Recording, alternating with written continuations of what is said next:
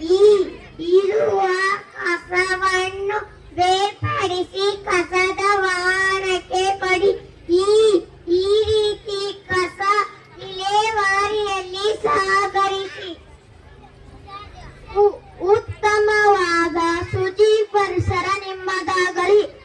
ಊರಿನ ಸೌಂದರ್ಯ ಕಸ ಮುಕ್ತ ಪರಿಸರದಲ್ಲಿ ಇದೆ.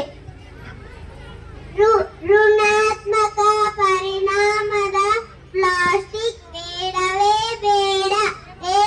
ಎಲ್ಲೆಡೆ ಸ್ವಚ್ಛತೆ ಅರಿವು ಮೂಡಿಸೋಣ.